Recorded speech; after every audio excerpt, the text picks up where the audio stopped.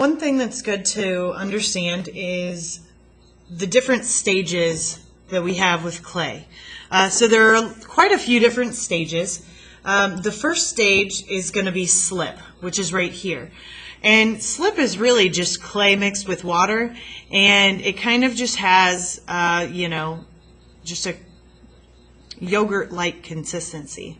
It can be used to join clay together, so you want to use this almost like you would glue. The next is Greenware, and Greenware is workable. It's strong enough to hold its shape, so if you set it up, it's going to hold its shape. This is when you first start working with clay. And the big thing about Greenware is that you're able to bend it without it actually snapping or breaking. And at this point, everything can be smoothed out. It's nice and soft, so it's very, very workable.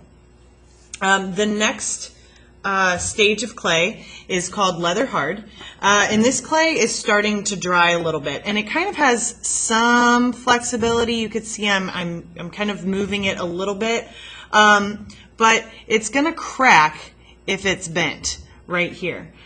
So it's going to be really cold to the touch as well, but this is when it's great for carving.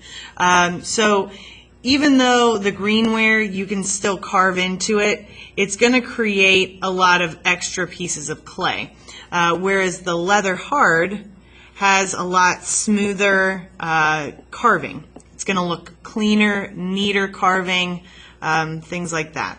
All right. Next, you're going to have bone dry. This is bone dry right here, and this is completely dried out. You'll notice that it's a different color.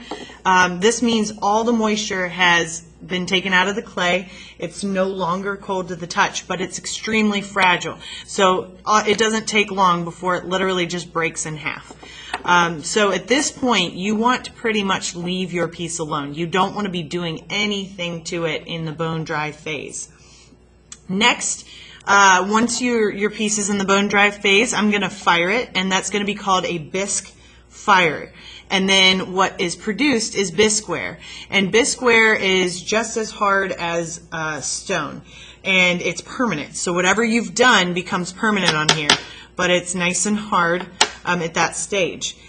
At this point, you're going to add glaze on top of here, and then you'll end up with the last stage, which is glazeware. So glaze has been painted on this one. It's been fired for a second time, which is called the glaze firing, and then you end up with your glazed piece, again called glazeware.